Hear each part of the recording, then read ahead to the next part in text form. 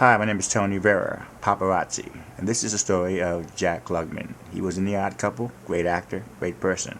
I wanted to cover this as a paparazzi, and when I saw what I had to share it with the world. I hope you enjoy it. It was the best time of my life. It was shot on 9/11. I got to meet him and his great stories. It's only a brief part of what I got, but I hope you enjoy it. Jack Klugman, The Odd Couple. Okay, I really don't have much to say. I answer questions, I answer them truthfully. I'll tell you whatever you want to know. So, first nobody wants to ask a question, but as we keep going, I'll never get off because then they ask a lot of questions. So, yes, I don't want anybody to tell me, you can't do this, you must say it this way, you must say that. I wanted to write my story about Tony Randall. I want to tribute to friendship. It is, it's just Tony and me, the story of friendship. And the friendship is very important. If you have a friend, don't hide it, go and tell him. Friendship is the most important thing in the world today. Oh yeah, yeah! If you have a friend, someone you can trust. You know, I come from South Philly, and I had a guy, a very dear friend, and if he had $10,000 on him, and I said, let me $10, and he said I couldn't. I knew we couldn't. That kind of trust, if you have that kind of trust with a friend, tell him about it, because Tony Randall was the first one to come when I lost my voice, the first one to come and see me at the hospital, beside my kids. So I said, I lost my voice. He said, well, let's face it, Jack, you never did sound like Richard Burton anyway. And then he said, if and when you're ready to come back, we'll find a venue for you. I said, yeah, you're going to find a venue for an actor without a voice. But he did. He found a venue for me. I came back to the theater. If my voice hadn't, I wish it hadn't happened, but if it hadn't happened, I'd be playing some star's father or some sitcom. I'd be making a lot of money, but I wouldn't be doing what I would love to do, which is the theater. I love the theater. And every time I have energy when I do the theater. I get a little tired here, but I love the theater. Okay, so some questions. Judy Garland, working with Judy Garland. Oh, well, I met Judy Garland through Ethel Merman. She came and saw Gypsy about 9 times. She evidently identified with the part, and she was wonderful. She was a great storyteller, but mostly on herself. And she could tell the story, and Ethel would say, tell that story, and she would then tell it. She told the story about she was finishing a picture that day at MGM, and that she was going to go to a retreat, as it were. And she didn't want to go. She was married to Vincent Minnelli at the time. So she finished, they sent a guy from the retreat to pick her up. And so she finished the job, and she called Vincent Minnelli. She said, well, I'm going to go. He said, good luck, goodbye. She said, another pillar of strength. So she went. By the time they got to the retreat, it was dark. So she kept tripping, falling down on the way to the door. She said, they're going to think I'm crazy.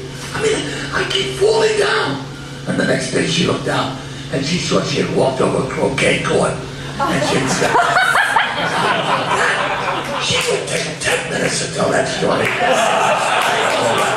But I tell it in about 2 minutes. Funny lady, wonderful. And I showed, when I do a one-man show, I show the part where I tell her off. And she kissed me. She actually kissed me. And if I'm going to be remembered, I'll be remembered because I did a picture of Judy Garland.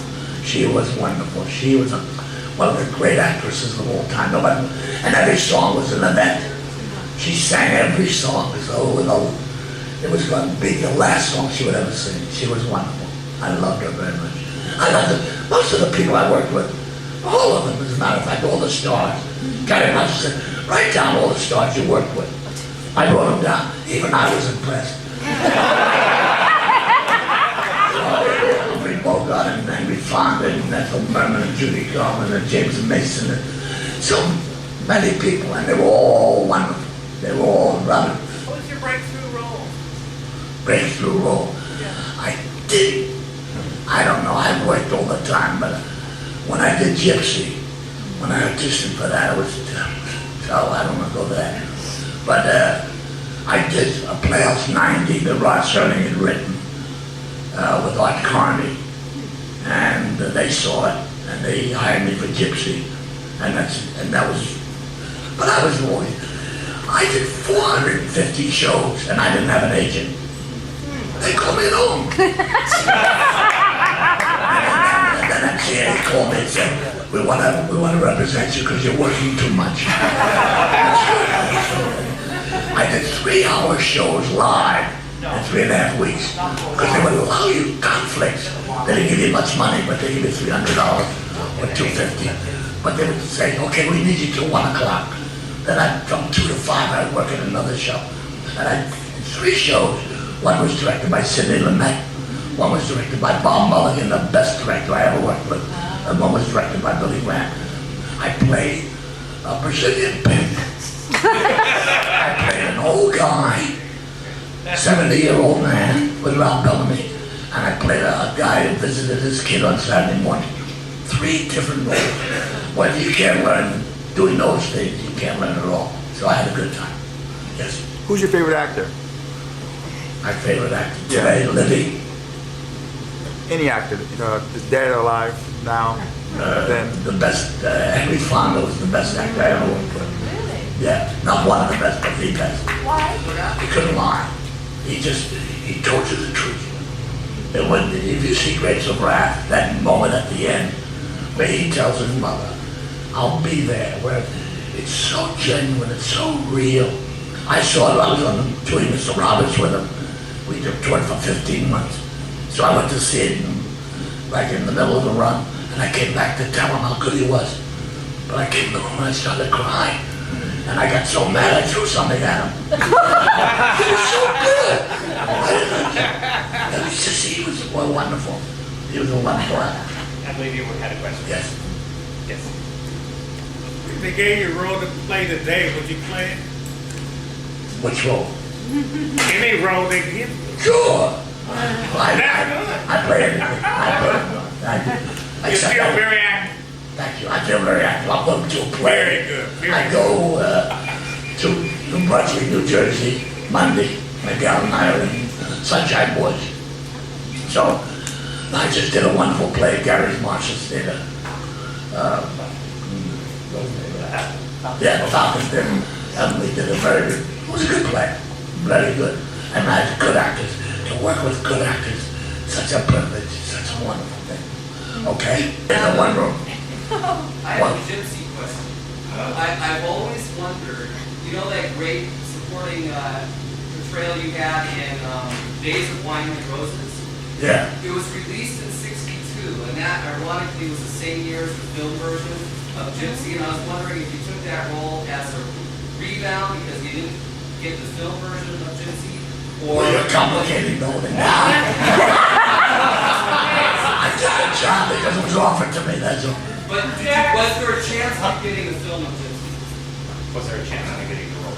Oh, I met with Bernard Leroy, who was a terrible human being. He saw the big play 9 times. He promised Ethel. He said, I won't do it without you. You are this character. And she thought she would do it, that was going to be her legacy. She was wonderful in it. And he was Rosalind Russell. But I went to his house. I didn't know he was going to use Rosalind Russell. I went to his house, and he was in the morning with my agent. And he came down, and the first thing he said was, I offered it to Jackie Gleason. Oh, yeah. I said, boy, you couldn't do better, and I walked out. I wouldn't work with him anyway, if he wouldn't give it to her. Ethel Merman was so wonderful in that role. She believed it. Training in acting? No, I'm not. Well, I didn't, actually.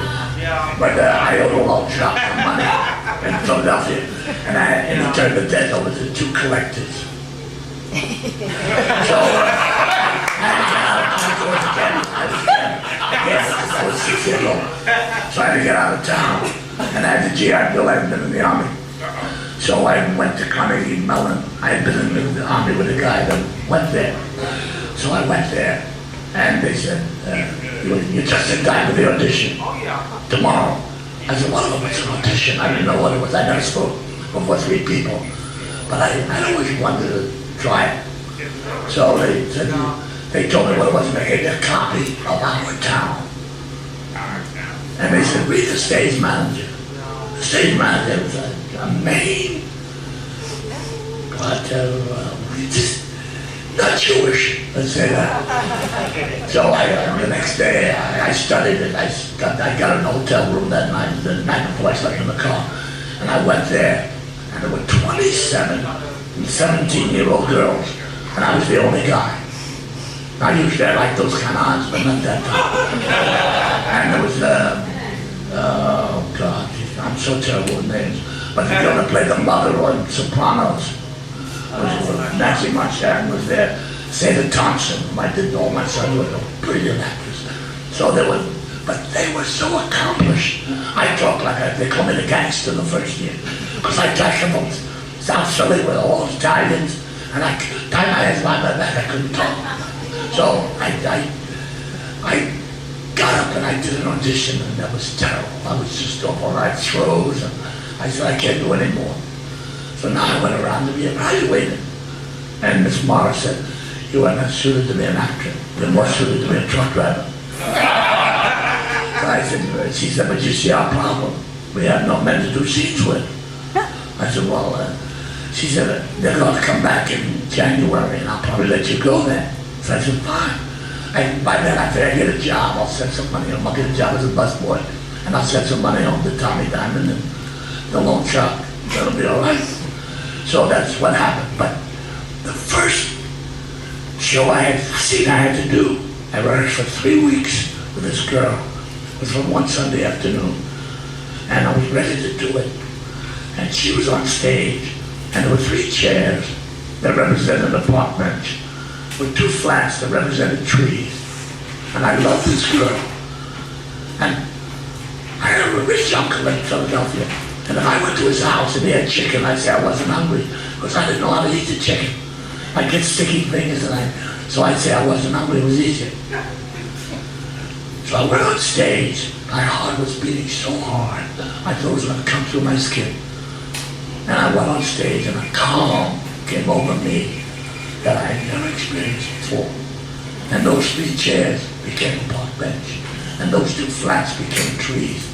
And I loved that girl, and I knew that I could eat chicken on that stage, that I was more comfortable on that stage than I was in life. And so it was.